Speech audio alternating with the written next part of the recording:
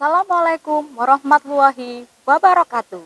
Yang terhormat Dewan Penguji Uji Kinerja PPG dalam jabatan. Perkenalkan, saya Petasari Sintahardi.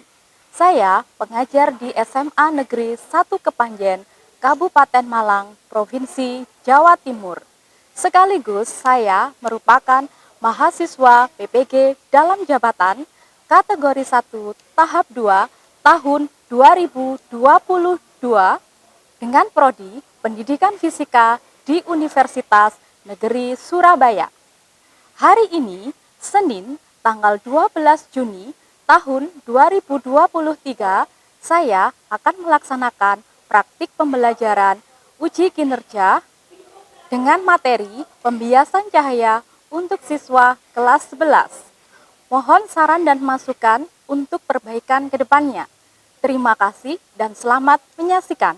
Wassalamualaikum warahmatullahi wabarakatuh. Assalamualaikum warahmatullahi wabarakatuh.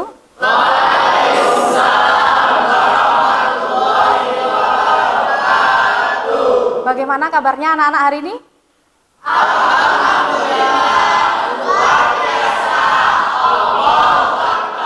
Alhamdulillah baik semua ya. Nah, senang sekali hari ini kita ketemu kembali dalam pembelajaran fisika. Nah, sebelum kita memulai kegiatan pagi ini, coba ketua kelas silakan berdoa terlebih dahulu. Sebelum kita mulai pembelajaran, mari kita berdoa menurut kepercayaan dan agama masing-masing. Berdoa dimulai.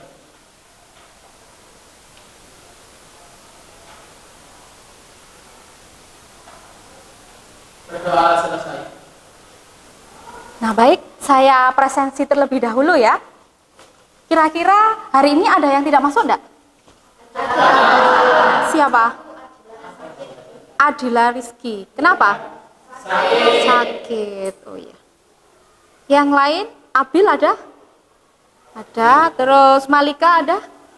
Hadir. Satrio? Hadir. Tita? Hadir ya. Jadi satu yang tidak masuk Adila Rizky ya. Kita doakan semoga teman kita lekas sembuh. Gimana, masih semangat anak-anak? Semangat. Gimana semangatnya? Coba semangat pagi. Oke, karena kalian masih semangat ya, sebelum kita memulai pembelajaran hari ini, kalian kerjakan pretest terlebih dahulu ya. Kalian bisa keluarkan gawai kalian bisa scan barcode yang ada di depan, kemudian nanti kalian bisa mengerjakan pretestnya. Waktunya 5 menit ya anak-anak ya.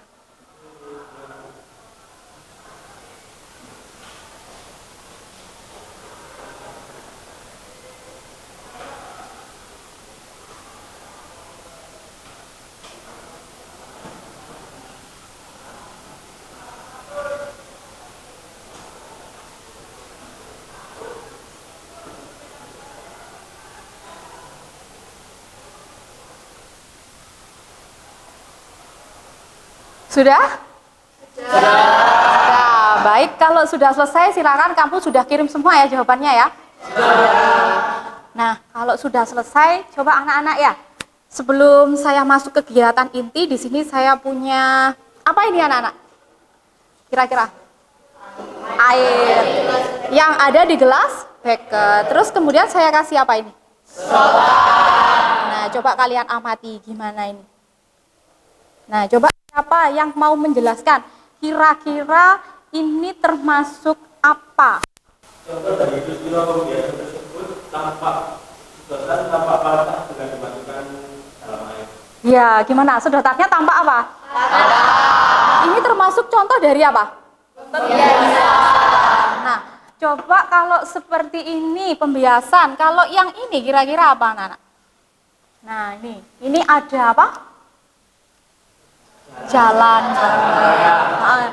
Coba kira-kira siapa yang mau menjelaskan? Ya silakan, Harits.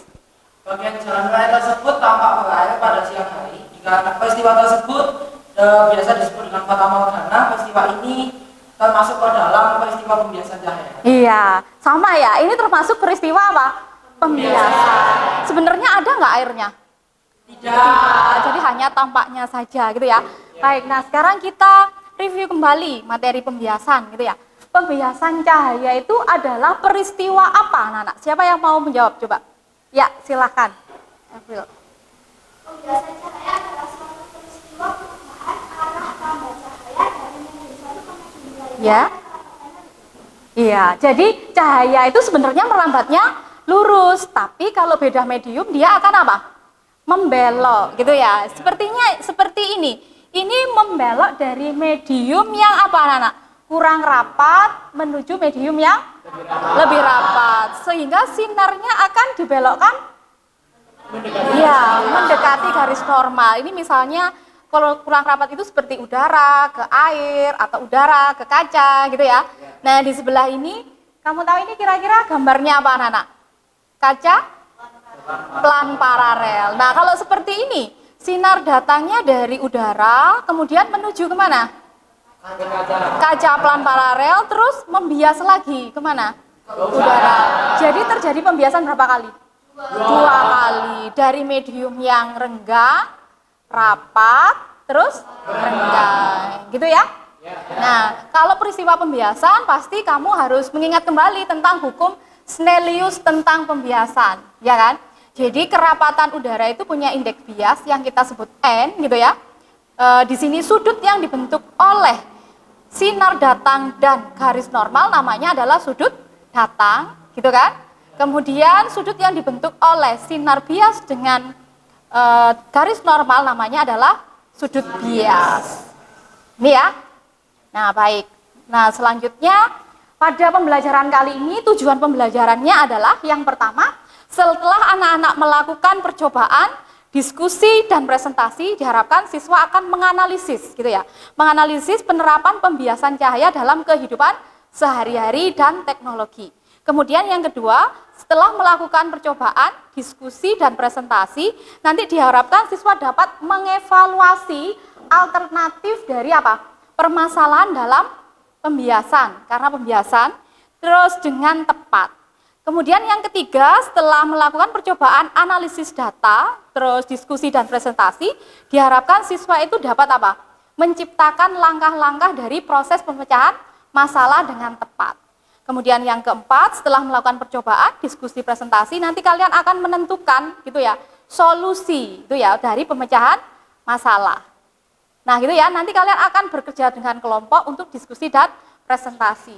Sehingga kamu bisa mendapatkan manfaat dari pembelajaran hari ini, yaitu apa? Secara kritis, kolaboratif, kalian dapat menganalisis apa? Permasalahan yang timbul akibat pembiasan dan juga menemukan bagaimana solusinya. Gitu ya. Nah, adapun alur tujuan pembelajaran hari ini, itu yang pertama ada pendahuluan, inti dan penutup. Di pendahuluan ada pretest, persepsi sudah kita lalui.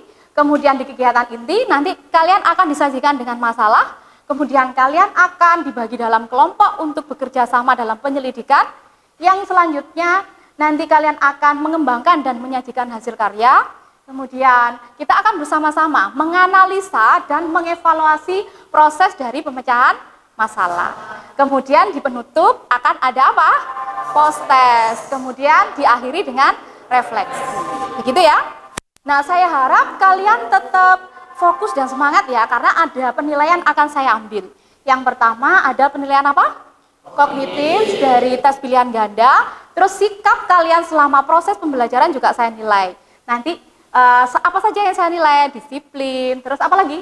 Kerjasama, tanggung jawab, lalu penilaian keterampilannya saya akan mengobservasi saat kalian penyelidikan, diskusi, dan juga presentasi. Gitu ya? Nah, sudah siap untuk kegiatan selanjutnya? Siap! Mari kita ingat-ingat kembali keyakinan kelas kita. Yang pertama apa, anak-anak? Aktif dan bekerjasama.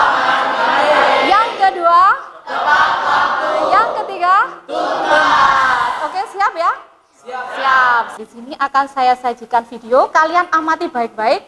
Kalian nanti bisa merumuskan permasalahan apa yang ada di video tersebut. Gitu ya?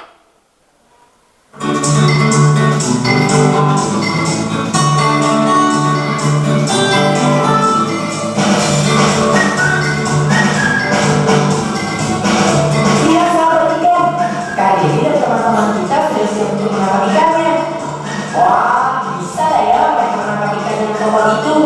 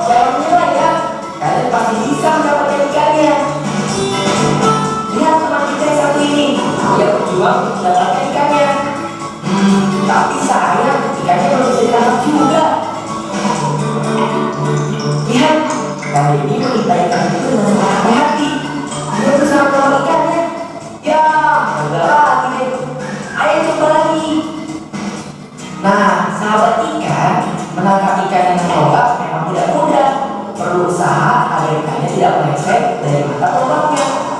Kita juga harus teliti ikan yang ada di bawah sana, karena gerakan ikan amat gesit, apalagi jika arus airnya kencang. Namun, menangkap ikan dengan cara ini lebih mudah dibandingkan menangkapnya dengan tangan. Nah, baik ya.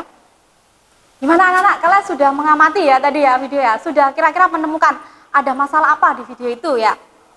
Nah, sekarang coba ke sini. Kita masuk ke sini. Tadi berdasarkan dari video yang sudah kalian amati, kira-kira siapa yang bisa menyampaikan ada permasalahan apa di video tersebut? Ya, silakan, Dedi. Perumusan masalah dari video yang saya amati tadi yaitu bagaimana cara membidik ikan dengan tombak Ya. akurat oleh pengamat yang posisinya di atas air sehingga saat dilesatkan itu bidikannya Tepat. Iya, tepat gitu ya. Nah, jadi tadi ada masalah ya, dia nggak berhasil apa? Nangkap ikan gitu ya, sehingga kesulitan, dia harus apa tadi? Menyelam dulu. Padahal dengan begitu tapi belum bisa juga. Nah, sekarang kira-kira gimana caranya? Coba, berarti kalian kan menyusun hipotesis ya. Caranya bagaimana supaya bisa membidik ikan dengan tepat? Kira-kira siapa yang akan menyampaikan? Iya, silakan, Dedi. Menurut saya, jika ikan dalam posisi diam, tombak dibidikkan di bagian mulutnya saat teramati di. Mengapa seperti itu? Karena kan itu apa? Karena pembiasan. Oh iya, baik. Itu yang akan kita selidiki pada pembelajaran kali ini anak-anak ya. Nah, untuk itu silahkan ya, saya sudah bagi kelompok di sini. Silahkan Anda berkumpul dengan kelompok masing-masing, gitu ya. Jadi nanti kelompok 1 bisa sebelah sini ya, 1, 2, 3, 4, 5, 6, 7 gitu ya. Jadi selang-seling. Kalau ini sudah di ujung sini, ini di sini. Ya, silakan.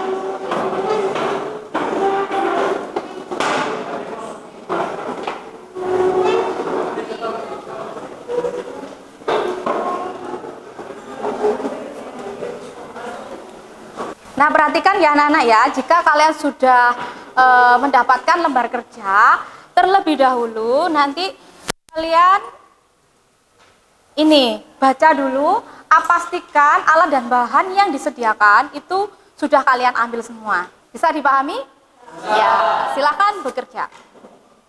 Nanti yang tidak bisa silahkan bertanya ya.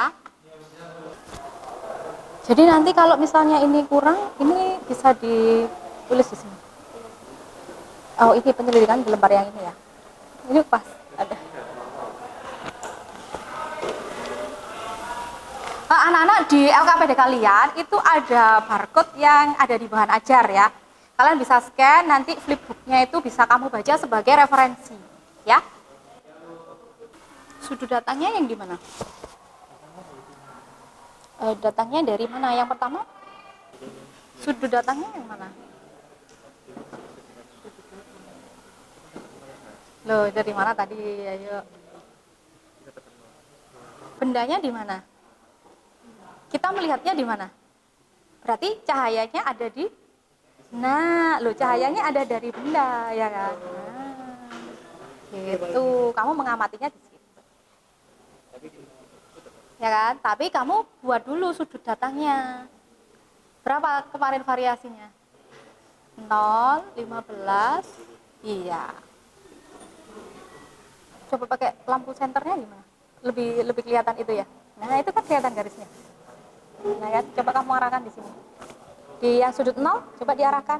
Nah, kelihatan kan garis titik, garis kelihatan Nasya. Nah, itu ditandai dengan 2 titik.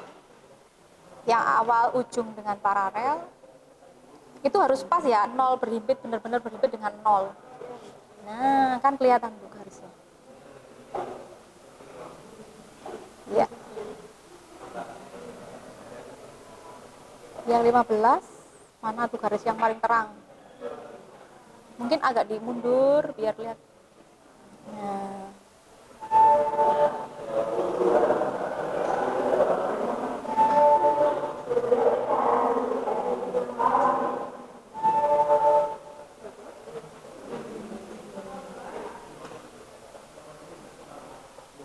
Nah, jadi pengamatan kita dari mana?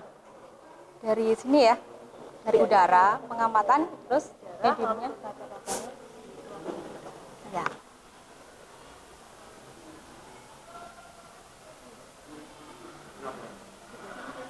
Gimana?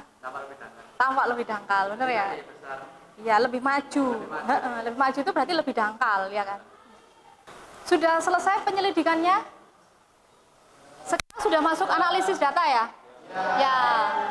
Kalau sudah kamu ngambil data dalam tabel dan juga gambarnya itu, silakan mengisi analisis datanya. Nomor 1 sampai 6 itu ya? Ya.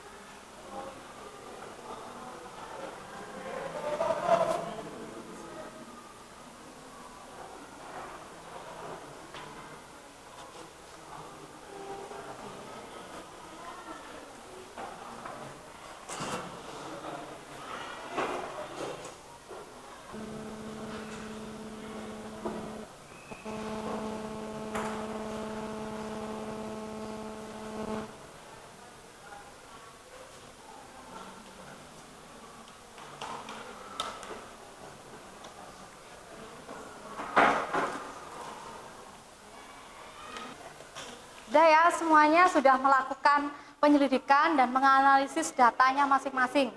Nah, sekarang saatnya Anda mengomunikasikan. Jadi ada yang presentasi, kemudian kita membicarakan bila ada yang berbeda, gitu ya.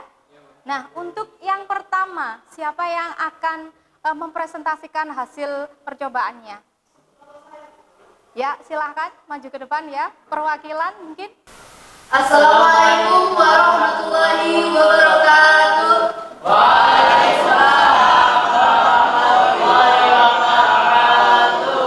Selamat pagi semuanya.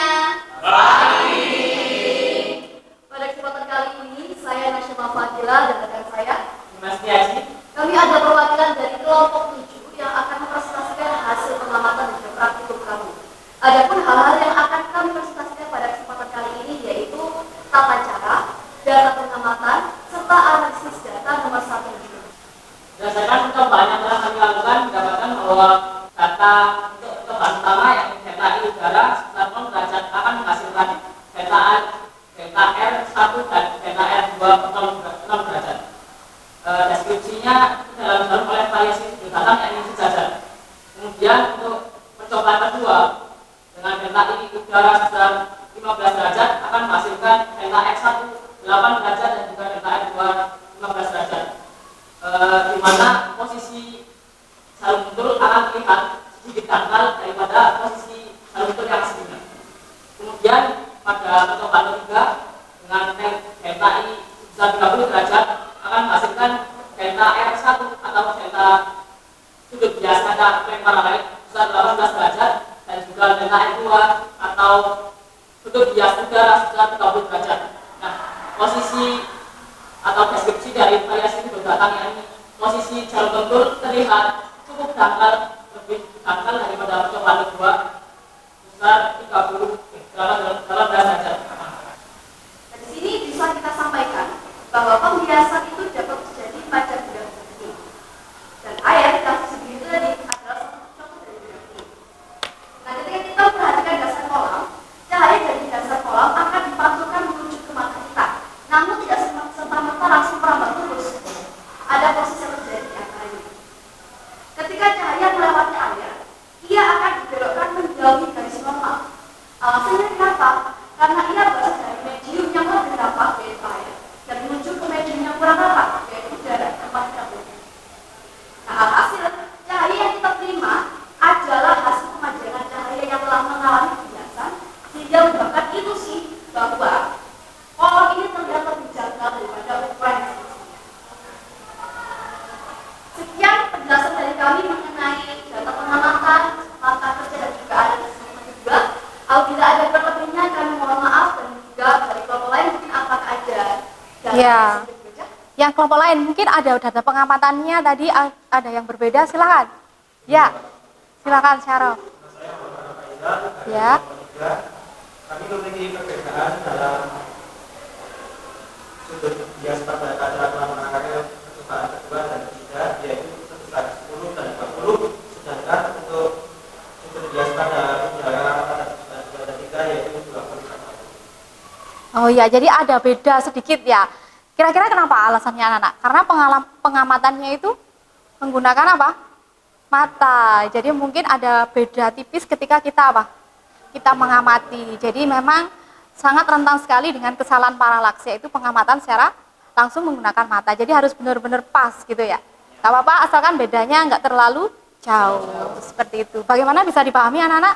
Bisa. Dan sedikit koreksi tadi ya. Untuk yang sudut datang gitu kan, di situ tertulisnya adalah theta. Jadi dibacanya theta ya. Tadi delta, nggak apa. Nggak apa. Jadi mungkin lupa gitu ya. Nggak apa. Nanti itu kalau delta itu segitiga gitu ya. Oke. Baik, ada lagi yang mau ditanyakan? Tidak ada. Kalau tidak ada, beri tepuk tangan untuk kelompok. Nah, silakan. Yang berikutnya, kira-kira siapa yang mau mempresentasikan hasilnya? Kelompok siapa? Saya. Oh iya, silakan kelompoknya Farhan ya. Assalamualaikum warahmatullahi wabarakatuh.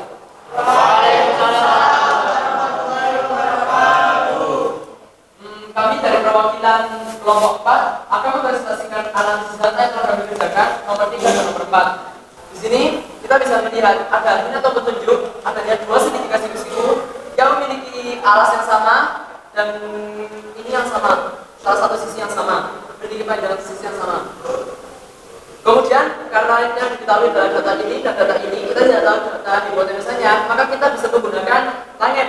Di mana rumusnya tangen adalah depan per samping, sehingga kita bisa menggunakan data tangen theta i per tangen theta r sama dengan x per h dibagi x per h aksen. Dari sini juga dengan identitas trigonometri, maka kita akan mendapatkan sin theta i dibagi sin theta r dikali cos theta r per cos theta i.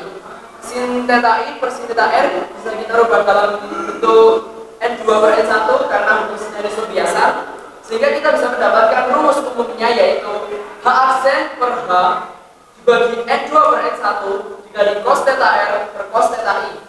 Kemudian karena diketahui ininya itu tegak lurus, maka theta-nya yaitu 90 derajat, di mana cos theta 90 sama dengan 0, sehingga dianggap tidak ada. Dan didapat bahwa h aksen per h sama dengan n2 per n1, sehingga h aksen sama dengan n2 per n1 dikali h. Untuk nomor selanjutnya akan dijelaskan oleh teman saya. Dari data hasil percobaan, hitunglah dalam benda yang diamati oleh pengamat di udara dari sinar datang yang melalui kaca led paralel. Kemudian simpulkan bagaimana ke dalam benda dalam kaca led paralel dengan variasi sudut datang tersebut. Data pembiasan dari kaca ke udara kita ambil dari kelompok sebelumnya. Oke, kita mulai dari yang pertama, data pertama tadi yaitu 0 derajat dan 0. Kita dapat mengetahui tadi derajatnya, sudutnya, yakni theta i sama dengan 0 derajat dan theta r-nya sama dengan 0 derajat. Kita masukkan langsung ke dalam rumus yang dibawa teman saya tadi, yakni h aksen sama dengan h kali kerapatan indeks bias, indeks bias di udara dan indeks bias di air. Didapati hasil 3,99 cm. Oke, kemudian lanjut di nomor 3. Theta i sama dengan 18 derajat. Kemudian theta r-nya sama dengan 30 derajat. Masuk ke dalam rumus sama yang seperti data nomor 2, h aksen sama dengan h kali nu per np kalikan cos theta r dan per cos theta i. Dapati hasil 3,66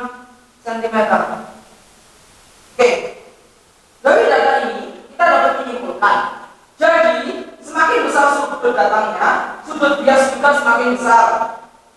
Benda tampak lebih gangguan juga. Sekian presentasi dari kami nomor 3 dan nomor 4. Apakah ada data yang berbeda? Ada yang beda? Mungkin karena tadi datanya beda, agak sedikit beda hitungannya ya.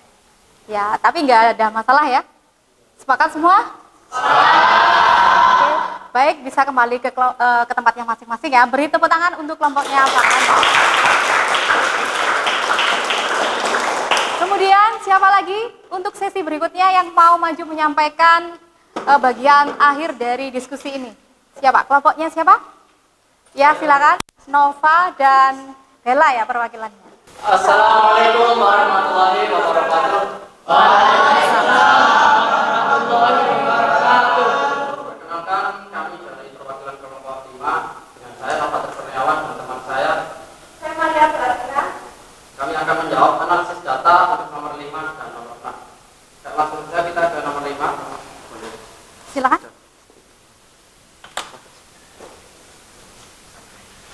Iya, ini spidolnya.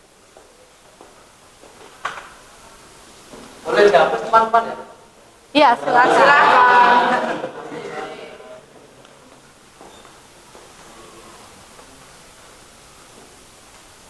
Jadi untuk nomor 5 ini, Bobby di tepi kolam sambil memandang seekor ikan di dalam. Nah, menurut Bobby, ikan itu berada pada kedalaman 75 cm.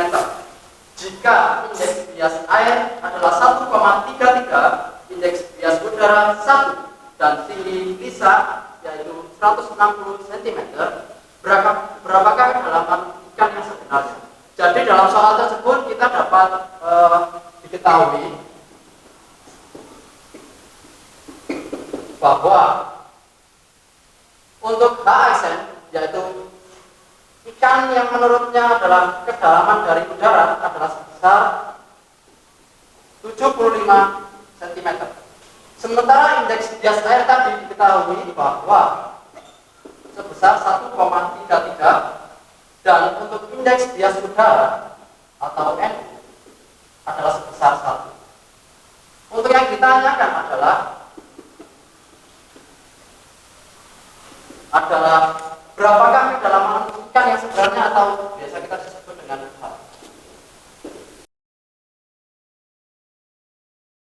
99,75 cm. Jadi inilah kedalaman sebenarnya ikan yang ia lihat di tepi kolam tersebut. Iya. Untuk nomor selanjutnya akan dijelaskan oleh teman saya. Baik, di sini saya akan jelaskan nomor 6. Di sini ada soal, perhatikan gambar berikut. Bagaimana tombak harus dipilih agar mengenai ikan tepat pada bagian tubuhnya. Jelaskan dan gambarkan sebenarnya. Dapat dilihat, seseorang akan mencari ikan dengan cara ditembak. Namun di kasus ini, jika orang tersebut menombak sesuai dengan apa yang ia lihat, maka tombak tersebut akan meleset. Karena semisal yang ia incar adalah bagian tubuh ikan, sebenarnya menolak bagian ekor adalah kesalahan. Seharusnya kita harus menombak bagian tubuh ikan, karena apa yang orang itu lihat adalah bayangan ikan hasil bias yang terlihat fatal. Padahal proses ikan aslinya lebih dalam. Hal ini disebabkan bekas cahaya yang datang dari ikan juga mengalami pembiasan. Jadi, jika orang tersebut ingin mengincar tepat pada bagian punggung ikan, maka yang harus dia tombak adalah bagian punggung ikan. Nah, bagaimana yang lain? Sama nggak kira-kira? Sama, gitu ya. Biar tadi itu di awal tadi kan susah ya nombaknya karena salah bijaknya, gitu ya. Nah, gimana ya? Sudah ya? Sudah. Kalau sudah, beri tepuk tangan untuk kelompoknya. Kan bisa kembali. Dari presentasi analisis Ya. data nomor 5 dan 6 kami, mohon maaf apabila ada kesalahan. Kami akhiri. Wassalamualaikum warahmatullahi wabarakatuh. Waalaikumsalam warahmatullahi wabarakatuh. Nah, bagus sekali ya anak-anak ya. Tadi sudah bergantian secara berkelompok perwakilannya menyampaikan hasil analisisnya. Nah, sekarang saya akan memberikan di sini ya penguatan ya. Tadi sudah dijelaskan oleh kelompoknya Farhan juga tentang benda yang kita lihat ketika kita mengamati benda di atas kolam misalnya. Jadi ada dua medium yang berbeda. Nah, di sini yang harus kamu pahami dulu adalah bagaimana sih perjalanan sinar dari cahaya itu. Jadi cahaya yang ditangkap oleh mata kita itu sebenarnya adalah apa? Sinar bias. Sinar bias dari mana? Dari dasar kolam. Nah, sehingga di sini dasar kolam itu yang kita amati itu bukan yang sebenarnya, tapi adalah merupakan perpanjangan dari apa? Sinar biasnya, sehingga dia kelihatan lebih apa? Dangkal. Nah, seperti itu, sehingga tadi memperjelas apa yang sudah disampaikan oleh kelompok 5 tadi di sini. Nah, di sini ya sudah saya tuliskan. Tadi di sini adalah kita menggunakan segitiga yang ada di sini, ya kan? Nah, ada 2 segitiga yang bisa kita bandingkan. Jadi kita bisa dengan aturan trigonometrinya, kita bisa menuliskan masing-masing perbandingannya dengan fungsi tangen, gitu ya. Jadi tangen sudut datang dibagi dengan sudut bias. Sudut datangnya dari mana? Karena kita mengamatinya dari udara, datangnya sinar itu dari mana?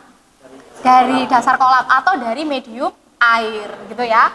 Terus ke medium udara. Nah, tangen sendiri adalah sinus per cos. Sehingga ini kalau kita selesaikan persamaannya, nanti kita akan punya persamaan umum yang akan menjelaskan bagaimana cara mencari hubungan antara kedalaman yang sebenarnya dengan kedalaman yang kita lihat, gitu ya. Seperti ini. Bagaimana anak-anak, sudah paham semua?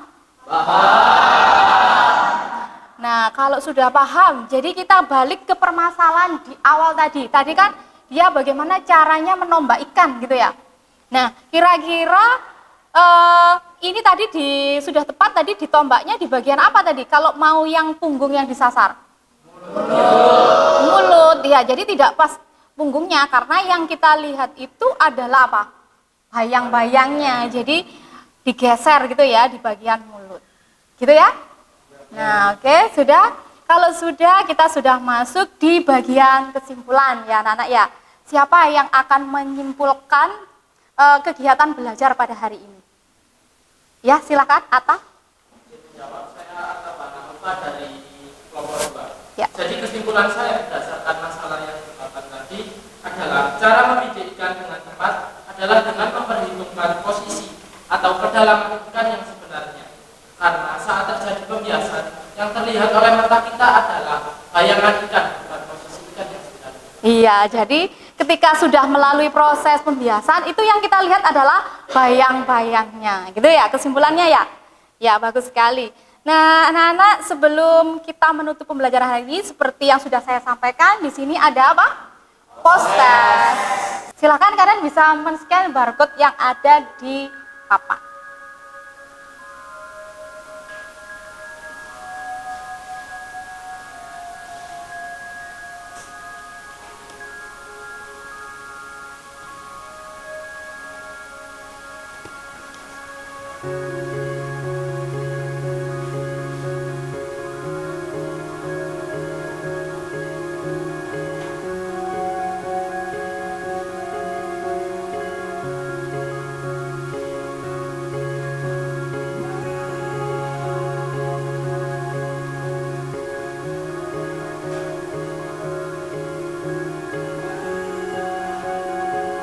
Bagaimana? Sudah? Sudah diselesaikan ya post-testnya. Alhamdulillah kita sudah masuk sesi yang terakhir, yaitu refleksi. Coba siapa yang ingin menyampaikan refleksi pembelajaran kita hari ini? Oh ya, silakan April. Ya? Refleksi pembelajaran hari ini, kalau nggak tahu apa yang akan terjadi. Jadi kalau kami kita pelajari hari ini yaitu bagaimana cara mengatasi permasalahan akibat pembiasan. Misalnya memperkirakan kedalaman kolam atau ikan yang terlihatnya saat kita berhenti tidak tangkap, padahal pada nyatanya kolam tersebut lebih dalam. Kalau yang kedua, apa yang kalian sukai dari pembelajaran hari ini? Kalau yang disukai dari pembelajaran hari ini itu pembelajarannya kan sangat bervariasi, mulai ada tanya jawab, terus presentasi, diskusi sama teman, terus ada eksperimen, ada pretest, ada post-test, dan juga menganalisis data. Dan yang ketiga, apa ada kesulitan dalam pembelajaran hari ini? Kesulitannya itu pada saat kita proses pengambilan datanya. Oh iya. Karena saat proses pengambilan data kan kita harus fokus, Oh iya, terima kasih gitu ya. Baik anak-anak, kita akan menutup pembelajaran pada hari ini. Tapi sebelumnya saya mengingatkan kembali untuk minggu depan kalian bisa melanjutkan mempelajari modul ajar di situ ya. Nanti kalian silakan untuk berlatih soal-soal yang ada di situ. Jadi nanti minggu depan kita masih tentang pembiasan, tapi lebih lanjut kepada permasalahan yang ada di soal, gitu ya. Nah, oke, sebelum saya akhiri pembelajaran hari ini, alangkah baiknya kalau kita berdoa terlebih dahulu ya. Silakan ketua kelasnya. Sebelum kita mengakhiri pembelajaran, mari kita berdoa menurut kepercayaan dan agama masing-masing. Berdoa.